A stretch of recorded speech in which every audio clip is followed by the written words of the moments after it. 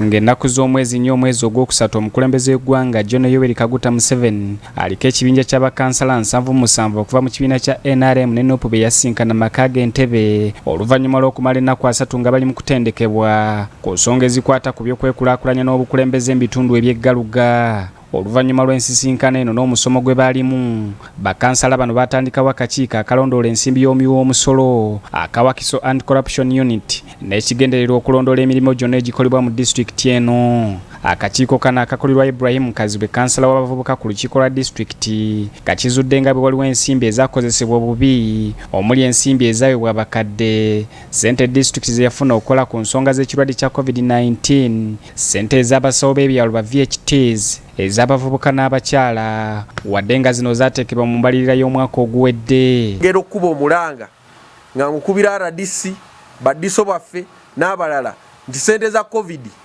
ze baweereza bawe ba VHT n'endala bazinoonyerezeeko kuba tulina ba VHT ku byalo tebaafunanga kasente aka COVID.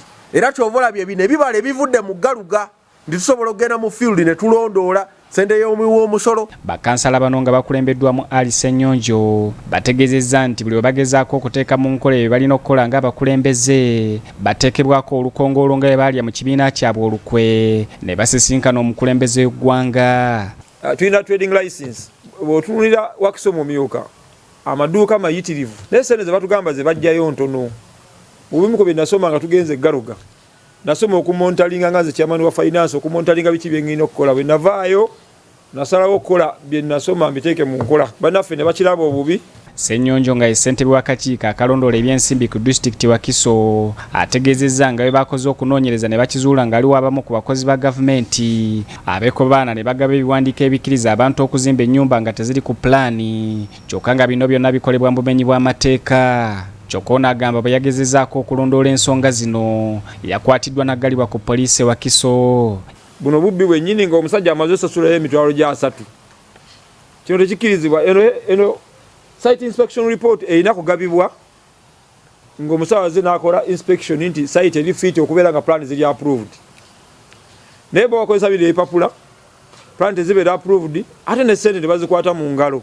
Embeera eno yeewaliriza bakkansala bano okutegeeza nga bwebatagenda kuyisa mbalirira ya disitulikiti eno ey'omwaka guno singa abakulu tebasooka kulaga nsaasaanya ya nsimbi zonna ezaali mu mbalirira enkadde. Ne kati essaawa zino tuyisa zi supplementary but we've never seen any accountability ku district. Neffe tugenda kubeera bumu era tetugenda yisa budget yonna ey'omwaka guno nga tulina bafuna accountability eya ssente zonna zetubadde tuyisa mu district. Tulina essomero enamagoma umeya lyaguddemu toilet yaguddemu. Bw'ovaayo n'olaga ebintu bino nga bagamba yatulwanyisa azze kuyingira mu mulyo gwaffe tetugenda kukkiriza mbeera eno genda maaso mu Wakiso ekimala naye nga byonna bina bakola biri fake tebituuka ku ssente tezituuka ku ssente ku akaunti ya district. Tugenda omuliriza nga bagamba ssente ntini ku district ezijjayo nekireetera naffe abaliyo abaliyisiza entegeka zonna nga tukaaba. Embalirira eno esuubirwa okuba nga yabuwumbi 98 era esuubirwa okusomebwa omwezi ogujja. Kyokka ssentebe wa disitulikiti ya Wakiso Matya Lwanga Bwanika ategeezezza ng'ensonga ey'okuyisa embalirira ya disitulikiti bwe batajja kuzikolera mu mawulire.